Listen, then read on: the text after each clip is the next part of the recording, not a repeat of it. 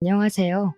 저는 서울에서 크고 유명한 유치원에서 유치원 교사로 근무하고 있는 20대 후반의 여성입니다. 전 유치원 교사라는 저의 직업에 매우 만족하고 있어요. 아이들은 재고 따지는 것을 몰라서 제가 1만큼의 관심을 제공하면 10만큼의 사랑을 듬뿍 줘요. 그뿐만이 아니라 제가 늦잠 자서 거지 같은 옷을 입고 머리가 산발이 돼서 출근해도 외향적인 모습들보다는 저 자신 그 자체를 좋아해줘요. 이렇게 순수하고 해맑은 아이들의 눈에서 세상을 바라보면 어려운 일이 쉽게 풀리기도 하고 힘든 일도 재미있는 일로 변하곤 하죠. 이러한 천사들과 함께 시간을 보내며 행복하게만 살던 제게 아주 기막히고 황당한 일이 벌어졌는데 제 사연 한번 들어보세요. 사실 저는 얼마 전까지만 해도 결혼을 앞둔 예비 신부였어요. 저의 예비 남편은 유아 체육 특강 강사였어요. 제가 근무하고 있는 유치원은 일주일에 한 번씩 외부에서 특강 강사가 와서 체육 특강을 해요. 우리 유치원은 체육 특강 시간이 되면 아이들도 선생님도 너무 좋아해요. 아이들은 매일 보던 선생님이 아닌 새로운 선생님과 마음껏 뛰어놀 수 있으니 좋고, 선생님들은 특강 선생님이 아이들과 신나는 시간을 보내주시니 수업에 대한 부담감이 줄어들어서 좋아요.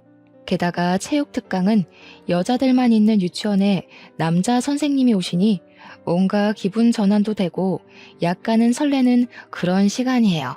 예비 남편이 진행했던 체육 특강은 아이들의 신체를 더 많이 움직이게 하려고 미니 허들이나 뜀틀과 같은 큰 체육 교구를 펼쳐놓고 진행돼요. 그러다 보니 수업 준비와 마무리를 하는데 시간이 꽤 많이 필요하여 막내인 제가 강사가 오면 함께 수업 준비도 하고 뒷정리도 도와주고 했었어요.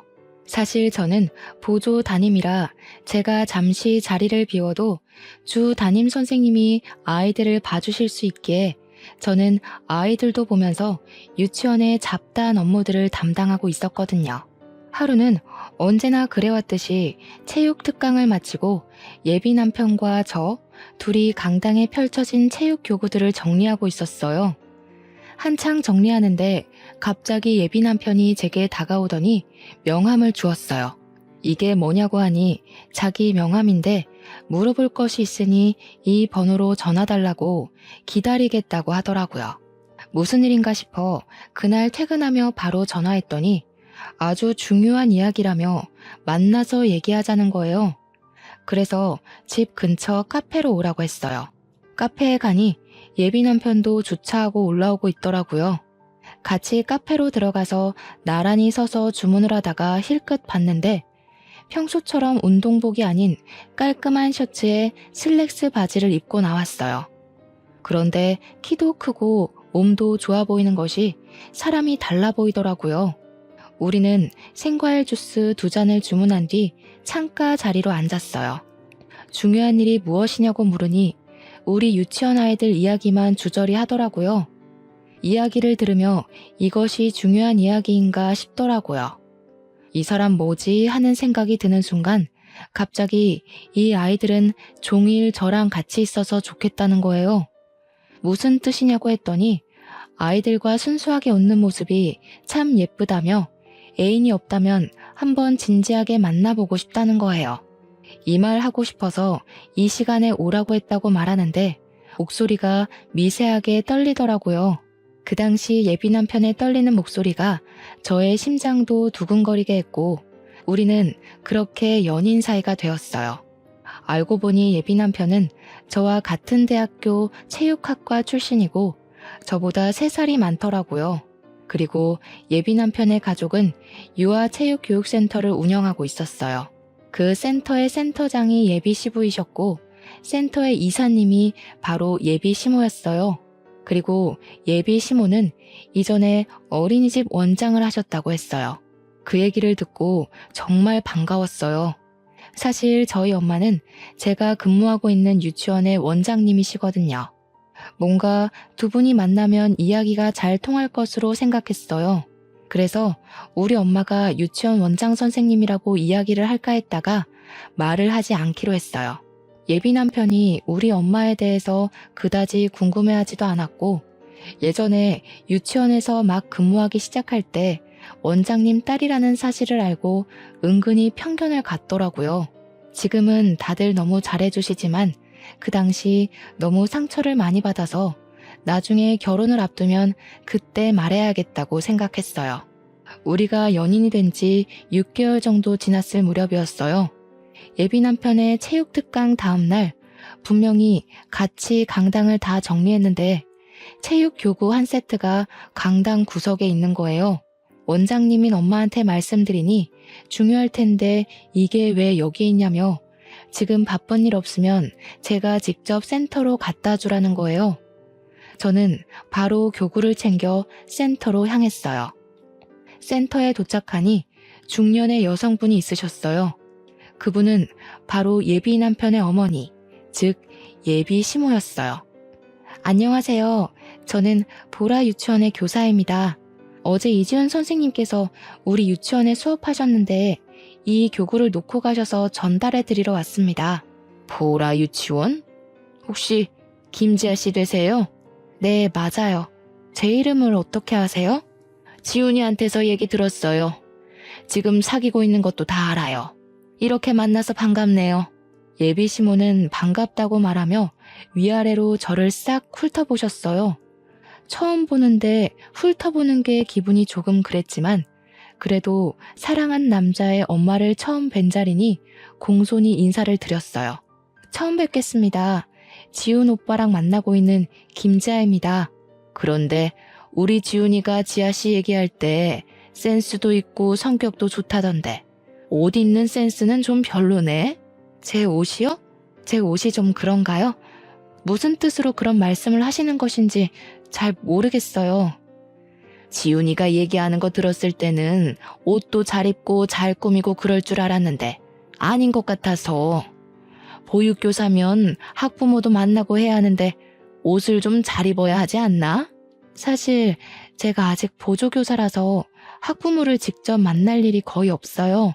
그리고 아무래도 아이들과 몸으로 많이 놀다 보니 저도 모르게 예쁜 옷보다는 편한 옷을 입게 되더라고요.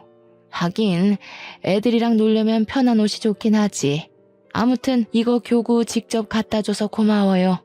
센터에서 인사하고 나오는데 처음 보는 자리에서 예비 시모가 제가 입은 옷에 대해 이러쿵저러쿵 얘기하는 것에 대해 기분이 썩 좋지 않더라고요.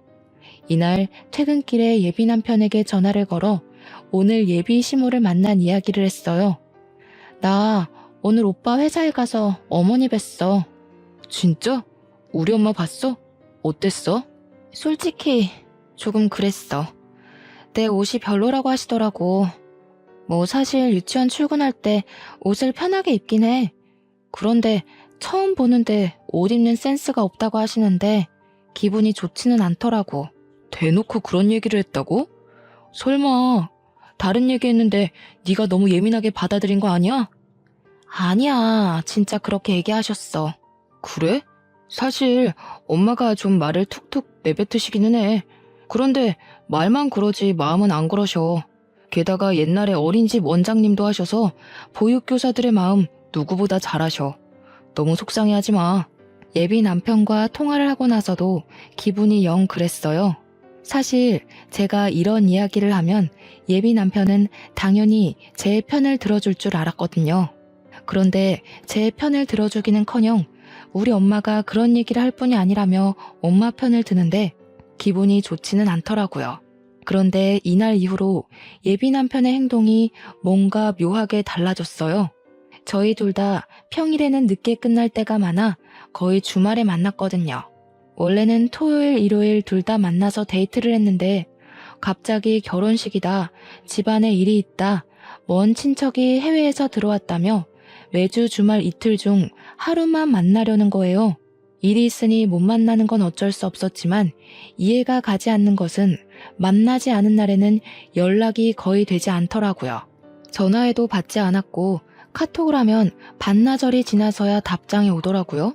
왜 전화나 카톡을 못했느냐고 물으면 가족들과 같이 뭐 하고 있었다고 얼버무리는데 뭔가 좀 이상하고 섭섭하기도 했어요.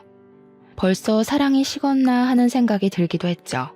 그런데 또 막상 만나는 날에는 제가 사랑을 듬뿍 받는 여자라고 느껴질 만큼 잘해주기도 하고 함께 있는 시간이 너무 재밌었어요. 그러나 다음 주 주말이 되면 예비 남편은 이틀 중에 하루는 일이 생겨 만나지 못했고 그날은 또 연락이 끊겼었어요. 이렇게 매주 주말 이틀 동안 저의 감정은 냉탕과 온탕을 오가며 아슬아슬한 만남을 이어갔어요. 우리가 만난 지 어느덧 1년 정도가 지나고 대학교 동기이자 가장 친한 친구인 지연이라는 친구가 연락이 왔어요. 결혼식 날짜를 잡았다고 청첩장을 주겠다며 주말에 만나자고요. 저는 당연히 알겠다고 하고 약속한 주말이 되어 오랜만에 지연이를 만났어요. 일상 이야기를 한창 하다가 지연이가 제게 만나는 사람이 없냐고 물어보더라고요. 저는 유아 체육특강 강사이고 우리보다 3살 위인 같은 대학교 선배라고 하며 예비 남편과 찍은 사진을 보여줬어요. 그런데 사진을 보던 지연이가 고개를 갸우뚱하는 것이 아니겠어요? 이상하다. 이 사람 어디서 본 것 같은데. 어디서 봤더라. 서울에서 유명한 체육특강 센터의 강사니까 유치원이나 어린이집에서 특강 강사로 봤을 수도 있지. 나는 유치원 행정실에 있어서 특강 선생님들 만날 일이 없는데. 근데 분명히 어디서 봤는데. 아! 예진이 남자친구. 엥? 최예진? 예진이 남자친구라고? 무슨 말도 안 되는 소리야. 사진 잘 봐봐. 사실 저와 지연이 예진이는 대학교 때 삼총사라고 불릴 만큼 꼭 붙어 다녔어요. 그렇게 졸업 후 저와 지연이는 서울의 유치원으로 취업을 하고 예진이는 경기도의 유치원으로 취업을 하면서 만나기 어려워지더니 요새는 연락을 거의 안 했던 친구예요. 아니야, 확실해. 얼마 전에 지나가는데 저기서 예진이가 누군가와 팔짱 끼고 걸어오더라고. 반가워서 나도 인사를 했지. 그런데 예진이가 분명히 내 남자친구라고 소개했어. 정말이야? 응. 숫기도 없고 말도 없던 예진이가 거리에서 남자 팔짱을 끼고 걸어오니까 반갑기도 하고 신기하기도 해서 그 남자 얼굴 엄청 유심히 봤단 말이야. 확실히 이 얼굴이야. 너 한번 확인해봐. 지연아, 진짜 미안한데 나 지금 가서 확인해봐야 할 것 같아. 너 결혼 축하해주러 왔는데 정말 미안해. 야, 지금 그게 문제야? 어서 가봐. 이해해줘서 고맙고 미안해. 결혼 준비 잘하고 결혼식 때 보자.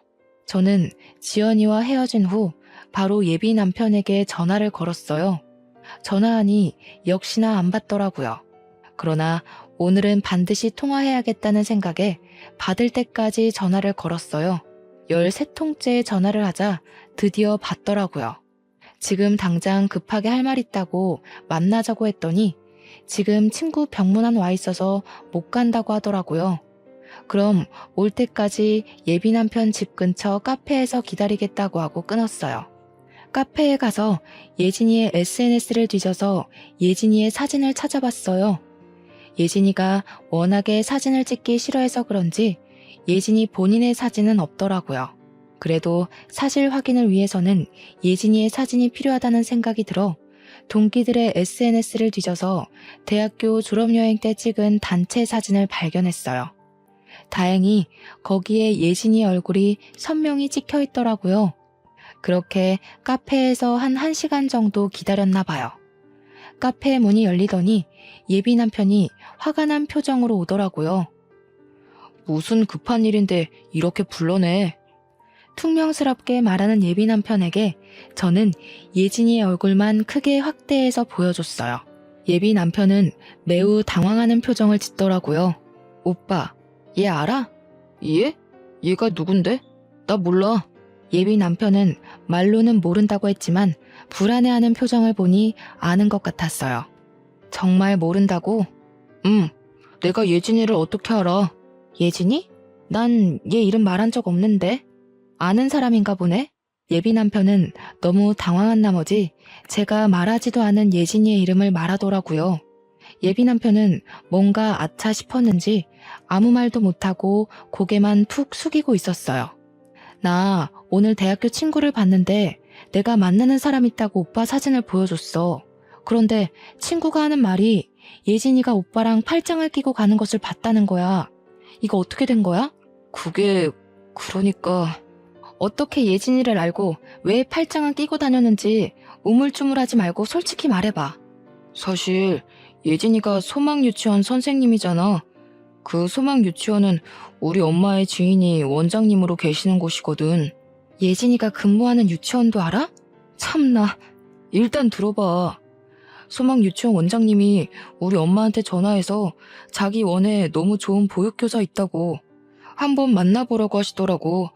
우리 엄마는 또 그 말에 거절 못하고 한번 나가보라고 해서 몇 번 밥만 먹었어. 뭐? 그럼 어머니한테 지금 나랑 만나고 있으니 안 나가겠다고 말씀드리면 되잖아. 얘기했지. 근데 엄마는 그래도 지인이 생각해서 소개해준다는데 안 나가면 예의가 아니라며 지아랑 결혼한 것도 아니고 한번 나가서 밥만 먹고 오라고 그러더라고. 엄마의 체면도 있고 해서 쉽게 거절할 수가 없었어. 그래? 그럼 100번 양보해서 예진이랑 처음에는 그렇게 밥 먹었다고 쳐.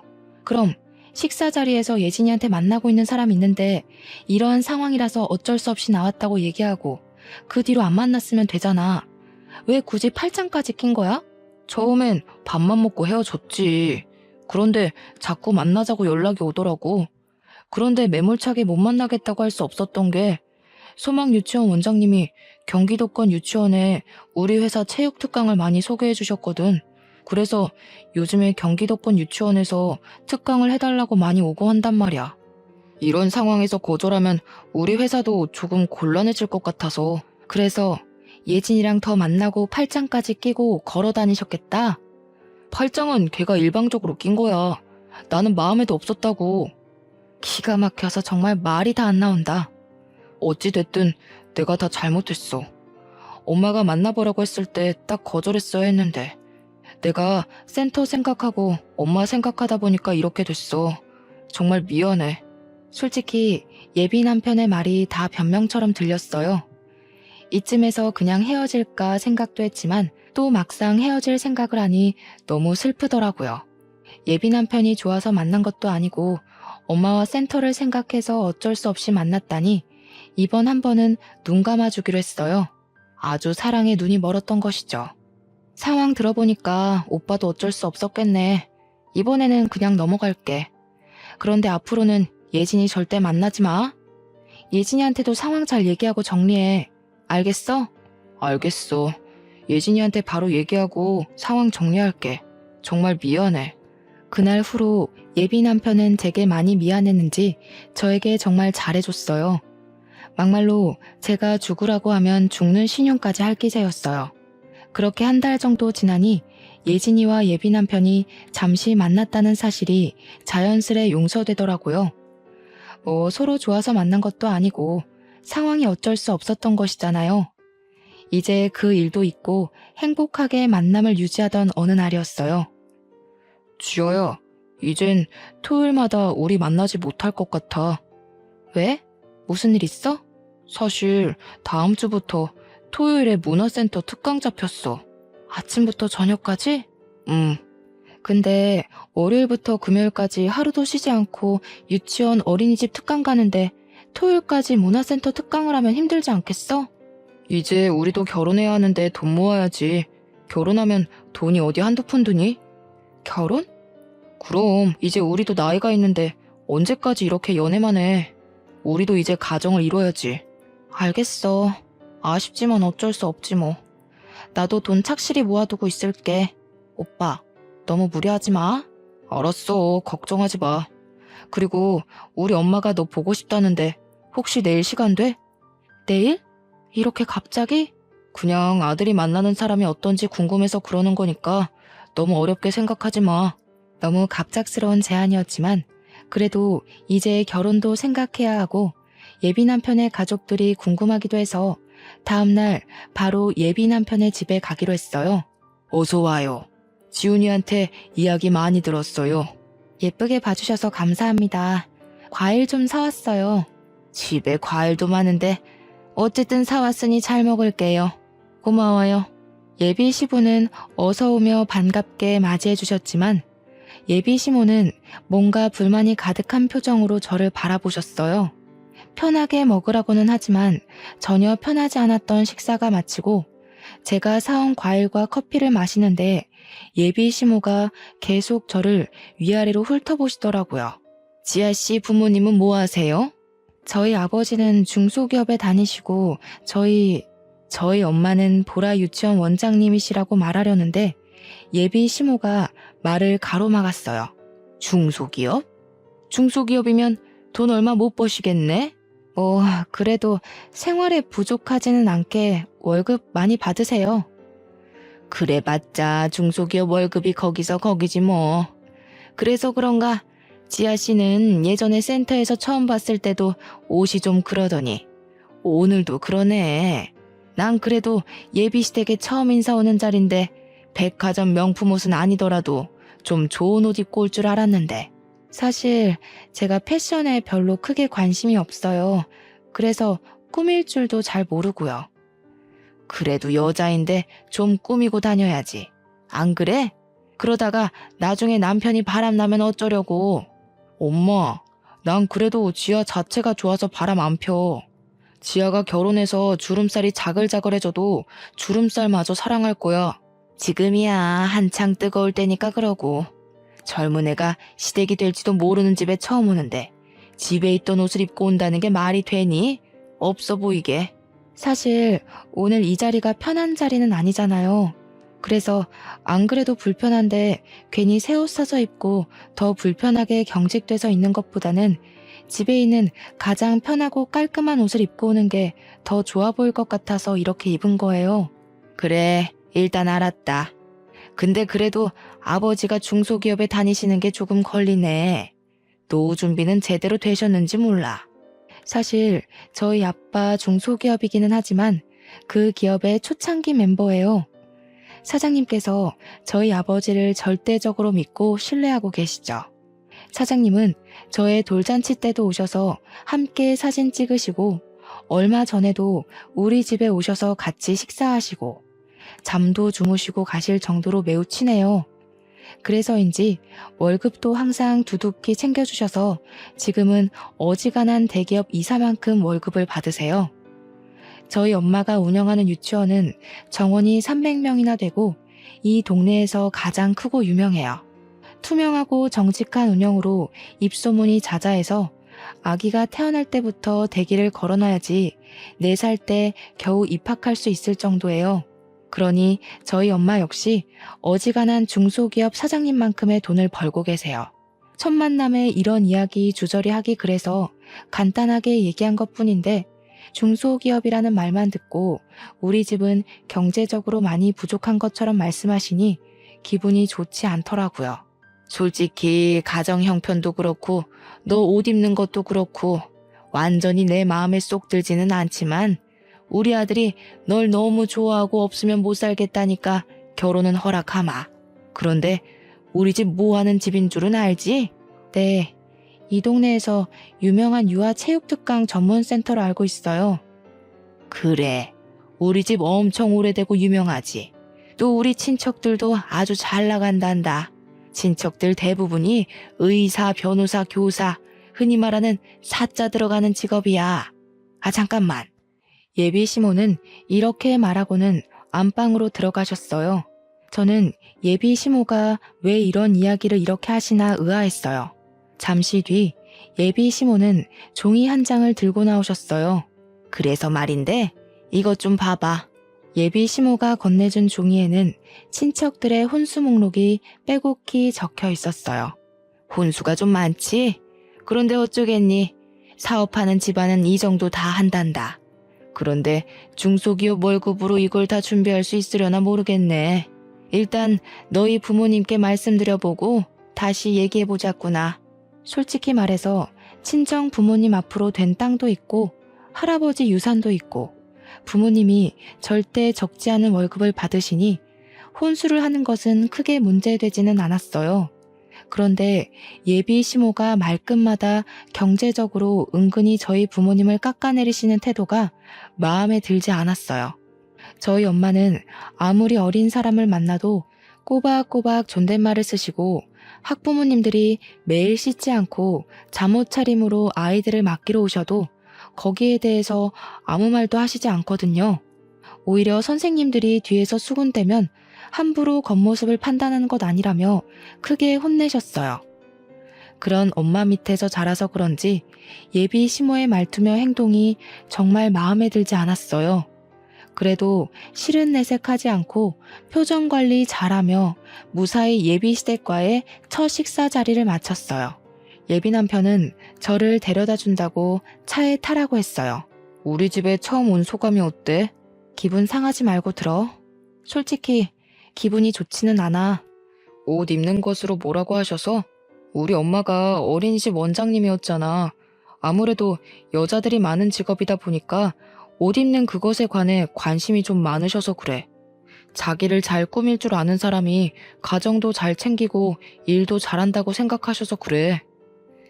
그렇게 생각할 수도 있긴 하지만 그래도 정식으로 처음 보는 자리에서 없어 보인다고 대놓고 말씀하시는 건 좀 그런 것 같아서. 우리 엄마가 말만 그러지 사실 속은 또 엄청 여리셔. 그 부분은 내가 엄마한테 잘 얘기해 볼게. 이제 너 나랑 같이 살 사람이니까 말 좀 좋게 하라고. 그리고 또 말이야. 또? 혼수 말이야. 이거 진짜 다 해야 하는 거야? 우리 엄마 생각은 우리가 지불해가니까 이 정도는 받아야 한다고 생각하셔. 요새 집값이 좀 비싸니? 살만하다 싶으면 거의 10억 가까이 되는데. 그래서 그런 거야. 왜? 많이 부담돼? 솔직히 너무 과한 것 같아서.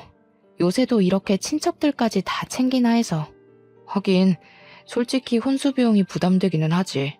일단 그 부분은 내가 엄마한테 다시 말해볼게. 아마 엄마도 정말 다 해오라고 말씀하신 건 아닐 거야. 분명히 나한테는 여자만 데리고 오면 혼수고 뭐고 아무것도 필요 없다고 하셨거든. 그래, 알았어. 오빠만 믿어. 내가 다 해결할게. 예비 시모의 말투와 표정은 좀 그랬지만 예비 남편이 듬직하게 제 편이 되어주니 앞으로 무슨 일이 있어도 다 해결해 나갈 수 있을 것 같았어요. 예비 남편의 차를 타고 집 앞에 도착하니 친정 부모님이 나와 계셨어요.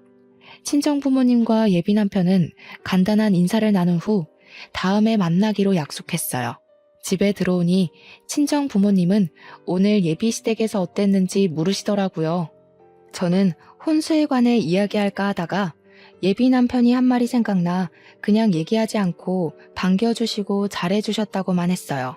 그래도 뭔가 예비 시모가 저를 마음에 들지 않는 것 같아 속이 상하더라고요.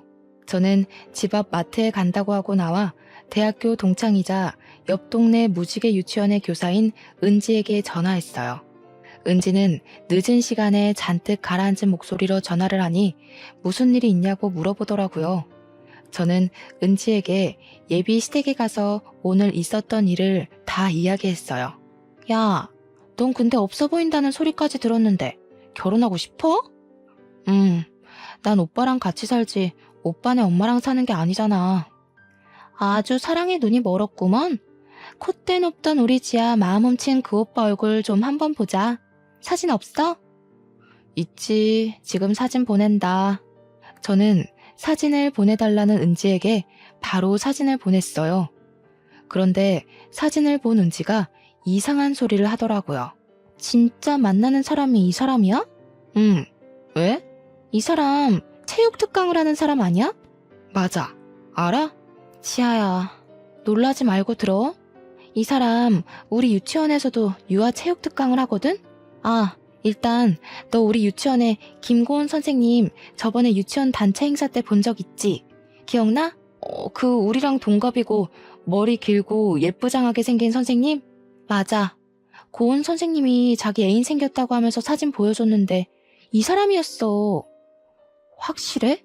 우리가 이 선생님 특강을 얼마나 오래 했는데 설마 얼굴을 모르겠니? 그래서 우리 원에서 특강 선생님이랑 눈 맞았다고 얼마나 놀려댔는데. 저는 은지의 말에 손이 덜덜 떨리고 심장이 벌렁거려서 그 자리에 주저앉았어요. 지아야, 괜찮아?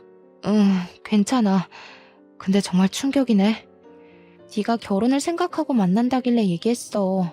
충격적이겠지만 한번 잘 알아봐. 너만 괜찮다면 고은 선생님한테 내가 이야기할 테니까 한번 만나보고. 저는 이 상황이 너무 기막히고 황당했어요. 예비 남편은 이미 다른 여자를 만난 전적이 있는 사람이잖아요. 그때는 분명히 엄마의 체면과 센터를 생각해서 어쩔 수 없이 만났다고는 했지만 정말 그런 것인지 아니면 본인이 원해서 만난 것인지 하는 의심이 생기더라고요. 그 일 후로 갑자기 문화센터 특강을 잡은 것도 뭔가 수상쩍고요. 저는 저와 김고은 선생님 그리고 예진이 셋이서 만나 정확한 상황을 확인해 봐야겠다고 생각했어요. 은지에게 다시 전화를 걸어 김고은 선생님 전화번호를 알아낸 후 다음날 셋이 카페에서 보기로 약속을 잡았어요. 제가 먼저 이지훈이라는 유아체육 강사를 아느냐고 물어봤어요. 그랬더니 예진이는 이 사람이랑 결혼하려고 얼마 전에 상견례를 하고 결혼식 날짜를 잡았고 김고은 선생님은 어제 만나서 결혼하자고 약속을 했다고 하고요. 그 이야기를 듣고 저는 어제 지훈이 오빠 집에 다녀오고 상견례 날짜를 잡았다고 하니 예진이와 김고은 선생님이 깜짝 놀라더라고요. 예진아, 혹시 너한테도 그 엄마라는 사람이 혼수 목록 쫙 뽑아서 줬어? 그거 해야 한다길래 알겠다고 했지. 좀 과하긴 하더라고. 설마 우리 중에 혼수 다 해오는 집이랑 결혼시키려고 그러는 건가? 참네. 과한 혼수 목록 뽑아놓고 이거 다 해줄 수 있는 집이랑 결혼하려고 그러는 건가? 아들 결혼시키면서 한몫 단단히 챙기려고? 진짜 이거 쓰레기 집안이네. 가만둘 수 없어. 지금 전화해서 따질까? 우리 셋은 그 집안 사람들에게 놀아났다는 생각에 너무 화가 났어요. 상견례까지 하고 결혼 날짜까지 잡았다는 것은 우리뿐만 아니라 우리 가족까지 가지고 논 것이잖아요. 정말 화가 너무 나서 일방적으로 그냥 헤어지자고 하기엔 뭔가 속이 후련하지가 않았어요. 정말 깜짝 놀랄 복수를 하고 싶었죠. 저희는 셋이 모여 그들에게 복수할 계획을 짰어요. 우리 셋이 만난 그 다음 주가 제 상견례 날이었어요. 제가 상견례를 위해 예약한 식당은 룸이 있는 한 식당이었거든요. 원래는 단독 룸으로 예약했는데 가운데 미닫이 문이 있는 장소로 예약을 변경했어요. 즉, 가운데 문을 열면 대규모 룸이 되고 가운데 문을 닫으면 2개의 룸이 되는 곳이었죠. 그곳에서 한쪽에는 제가 상견례를 하고 다른 쪽에는 예진이와 예진이 부모님, 고은이가 다 대기를 하고 있다가 결정적인 순간에 다 같이 나와 이 사람들을 놀라게 하며 복수하기로 했어요. 그날 복수할 계획을 철저히 세운 후 집에 들어와 부모님께 사실 예비 시댁은 이런 사람들이었고 나는 이 사람과 결혼을 못할 것 같다고 파혼하겠다고 했어요. 그리고 우리의 복수 계획을 낱낱이 말씀드렸죠. 부모님은 처음에는 굳이 이렇게까지 일을 벌여야겠냐며 사람 일은 나중에 어떻게 될지 모르니 그냥 조용히 헤어지라고 하셨어요. 저는 저한테만 그러면 이렇게 화도 나지 않겠지만 우리 가족들까지 이 사람들이 가지고 논 것 같아서 너무 화가 나서 견딜 수가 없다고 말씀드렸어요. 부모님은 저의 이야기를 듣고 제 계획에 동의하셨어요. 드디어 대망의 상견례 날이 다가왔어요. 우리 가족과 예진이네 가족, 고은이는 1시간이나 일찍 와서 가운데 미닫이 문을 닫고 그들을 기다리고 있었어요. 약속한 시간이 되고 예비 시댁 가족이 왔어요. 형식적인 인사를 나누고 밥을 먹고 있는데 예비 시모가 또 어이없는 말을 하더라고요. 근데 우리 바깥 어르신은 그냥 일반 회사 다니신다면서요? 그럼 요새 집값도 비싼데 괜히 집 구하고 뭐하고 하지 말고 그냥 우리 집에서 애들 시작하게 하는 건 어때요? 아무리 그래도 지아도 일하는데 시어른들 모시고 사는 건 아닌 것 같은데요. 안 싸돈. 우리 이제 가족인데 서로 같이 살며 정부치고 살아야죠. 저희야 시집 구하는 거 어렵지는 않지만 그 집안의 가전제품이나 가구들 다 드리려면 사돈도 부담스럽지 않겠어요? 저희한테 혼수도 준비하셔야 하는데. 혼수요? 지아에게 혼수 얘기 못 들으셨어요? 예. 너 엄마한테 얘기 안 했니? 예비 시모는 왜 모르냐는 표정을 지으며 이전에 제게 보여준 친척들의 혼수 목록을 저희 부모님께 보여드렸어요. 저희 친척들이 다들 사자 직업을 가졌거든요. 의사도 있고 변호사도 있고 뭐 그래요. 그래서인지 다들 결혼할 때마다 아주 혼수가 빵빵해요. 저도 많이 받았고요. 그래서 이 정도는 기본으로 하셔야 해요. 사돈, 그래도 이것은 너무 과한 거 아닌가요? 어머, 우리 바깥 사돈 모르는 소리 하시네. 요새 이 정도는 기본이에요. 제 지인 딸은 이보다 더 많이 혼수 마련해서 가더라고요. 이 정도도 못하면 사실 고민이 좀 될 것 같은데. 그래요? 다들 이 정도 혼수는 준비해 가나 봐요. 그럼요. 사실 저번에 우리 아들 쫓아다니던 여자애가 한 명 있었거든요. 그런데 우리 아들이 지아가 그렇게 좋다고 해서 그 집 여자애 만나지 못하게 할 명목으로 우리 집에 시집 오려면 이렇게 혼수 다 해와야 한다고 했더니 알겠다고. 자기 친구는 이것보다 혼수 더 준비하던데 이 정도는 너무 간소하다고 하던데요. 예비 시모가 온갖 시건방진 표정으로 한창 얘기하는데 중간 문이 열렸어요. 그리고 화난 표정으로 예진이 부모님이 등장하셨죠. 예비 시모는 예진이 부모님을 보고 깜짝 놀라 마시던 물을 그대로 뿜었어요. 지금 그 얘기는 우리 예진이 말하는 것이오? 아니 바깥 사돈이 어째서 여기에 계세요? 바깥 사돈이요? 도대체 당신의 바깥 사돈은 저분입니까? 아니면 저입니까? 지금 이게 뭐 하시는 짓입니까? 이보세요. 순진한 애들 깨어서 이게 지금 뭐 하는 짓이에요? 진짜 이 사람 안 되겠네. 제 아들 결혼시키면서 장사하세요? 장사라니요. 사실이지 않나요? 아들 결혼시킨다는 명목으로 이 집 저 집 부모들 만나며 어느 집에서 돈을 더 많이 뜯어낼 수 있는지 저울질하고 있었던 것 아닌가요? 아니에요. 무슨 그런 섭섭한 말씀을 하세요. 저 나름 사명감 가지고 어린이집 원장까지 했던 사람입니다. 제가 설마 그랬겠어요? 그게 아니면 뭔데요? 저는 제 딸 이 집으로 시집 못 보내니까 그런 줄 아세요. 애들 결혼 없었던 일로 합시다. 저도 예진이 이 집 못 보냅니다. 결혼 다 없던 일로 해요. 그러시지들 말고 잠깐 제 얘기 좀 들어보세요. 무슨 얘기요? 이 상황에서 할 얘기가 더 남았나요? 저는 할 얘기 없습니다. 같이 얘기하는 시간도 아깝네요. 지금 당신 머리털 다 뽑아버리고 싶은 거 꾹 참고 있으니까 더는 붙잡지 마세요. 예진이 부모님은 예진이의 손을 잡아 끌고 그 자리를 나왔어요. 저와 저희 부모님도 그 뒤를 따라 식당을 나왔죠. 집으로 돌아오며 이상한 남자 만나서 부모님께 겪지 않아도 될 일을 겪게 만든 것 같아서 죄송하다고 했어요. 부모님은 결혼하고 나서 실체를 알고 이혼하는 것보다 차라리 지금 알아서 파혼으로 끝낸 게 다행이라고 하시며 그런 얘기하지 말라고 위로해 주셨어요. 폭풍이 휘몰아친 주말이 지나고 월요일이 되자마자 엄마는 체육 특강을 취소했어요. 유치원 선생님들은 예비 남편의 수업이 너무 좋았는데 왜 갑자기 취소하시냐고 너무 아쉽다고 하셨지만 저희 엄마는 별다른 말씀은 안 하시고 그냥 일이 있어서 취소한다고 하셨어요. 예비 남편은 그 뒤로 연락도 없고 그렇게 우리는 다시 볼 일이 없을 줄 알았어요. 일주일 정도가 지났을까요? 예비 남편에게 전화가 왔어요. 한 번만 만나자고요. 만나기 싫었지만 저도 남편도 비슷한 업종에서 일하니 언젠가는 다시 볼 수도 있으니 헤어질 때 깔끔하게 끝내야겠다는 생각에 만나기로 했어요. 잘 지냈니? 그동안 많이 후회했어. 정말 미안해. 미안? 됐고, 오늘 내가 이렇게 나온 이유는 깔끔하게 정리하려고 온 거야. 그러지 말고 우리 엄마도 너한테 정말 미안하다고. 혼수고 뭐고 다 필요 없고 그냥 몸만 와도 된다고 하시더라. 우리 다시 시작하면 안 될까? 오빠는 꼴을 보고도 결혼하자는 말이 나와? 그리고 다시 시작? 예진이랑 고은이는 어쩌고 나한테 와서 결혼을 하재. 엄마의 부탁에 어쩔 수 없이 예진이도 보고 고은이도 만났지만 항상 내 마음속에는 너뿐이었어. 진짜야. 엄마의 부탁?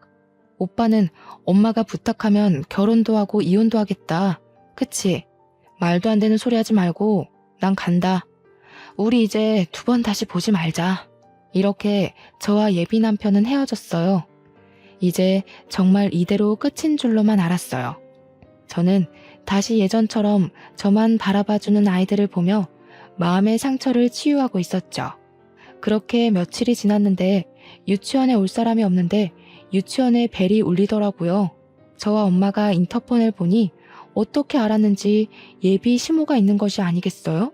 엄마는 더는 할 말도 없고 지금 수업 중이니 가시라고 했어요. 그런데 나올 때까지 기다리겠다는 거예요. 솔직히 학부모들이 이 모습을 보면 곤란할 것 같아 저와 엄마는 일단 나갔어요. 무슨 일이시죠? 지금 아이들 있으니 오랫동안 얘기 못해요. 예, 그러시죠. 본론만 바로 말씀드릴게요. 사실 우리 센터가 여기 유치원과 계약이 안 되면 수익이 전혀 나지가 않아요. 아시잖아요. 특강을 하는 업체들은 유치원이 계약 해지되면 그 길로 먹고 살 방법이 없는 거. 그래서 아들이 유치원과 좋은 관계 유지해서 센터 좀 잘 운영해보고자 하는 욕심에 그랬던 거예요. 아무리 그래도 그렇지 사람 마음 가지고 그런 장난을 칩니까? 다 부족한 이 어미 탓입니다. 부디 노여움 푸시고 다 제 탓하시고 우리 아들과 지아 결혼시키면 안 될까요? 사실 저는 지아가 얘기 안 해서 우리 안사돈이 이렇게 좋은 유치원 원장님이신지도 몰랐네요. 정말 죄송해요, 안사돈. 안사돈이요? 정말 염치도 없고 경우도 없으시네요. 이게 사과로 어디 끝날 일인가요? 예비 시모는 완강하게 반대하는 엄마 앞에서 갑자기 무릎을 꿇었어요. 아니, 이게 지금 뭐 하시는 거예요? 당장 일어나세요. 안사돈, 아니, 원장님. 제가 이렇게 무릎 꿇고 싹싹 빌게요. 제가 다 잘못했어요. 제 탓입니다. 순전히 제 욕심에 여기 있는 김지아 선생님, 최혜진 선생님, 김고은 선생님께 죽을 죄를 지었네요. 죄송합니다. 이보세요. 사람들 다 보는데 일어나세요. 그리고 정말 죄송하면 이렇게 사과할 것이 아니라 평생 제 눈에서 보이지 않는 것이에요. 저는 이렇게라도 보고 싶지 않아요. 그땐 제가 잠시 미쳤었나 봅니다. 사실 제 아들의 바람길을 알고 3명의 유치원 선생님을 만난다고 했을 때 처음에는 반대했어요. 그런데 한편으로는 친척들이 부유한 며느리를 얻어 혼수를 엄청 많이 받는 것을 보니 저희도 며느리에게 조금이라도 더 혼수를 받고 싶었어요. 물론 유치원과의 관계도 더 좋게 유지하고 싶었고요. 그래서 제 욕심에 3명의 선생님 다 만나보고 가장 우리에게 이익이 되는 집안으로 정하자고 했었어요. 제가 정말 미쳤었나 봐요. 죄송해요. 정말 더는 못 듣겠네요. 제발 가세요. 이제 조금 있으면 하원 시간이라 학부모님들 오십니다. 계속 이러고 계시면 경찰 부를 거예요.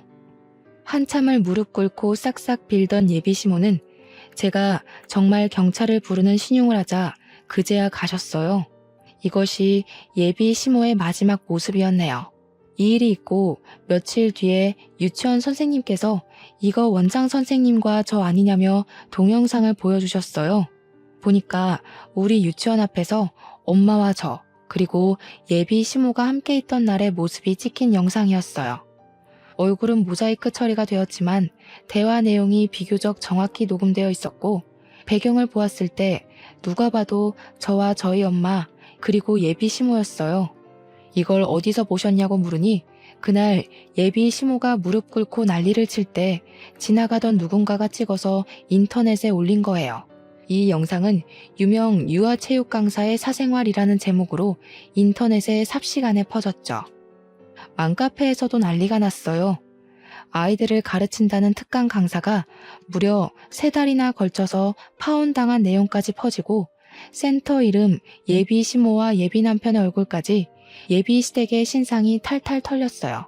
맘카페 회원들은 감히 남의 가정을 파탄내는 강사에 우리 아이들을 맡길 수 없다며 예비 시댁이 운영한 센터의 특강 수업을 거부하는 사태가 벌어졌어요. 이에 유치원과 어린이집도 학부모들이 이렇게까지 결사반대를 하니 어쩔 수 없이 모두 센터와의 계약 해지를 했어요.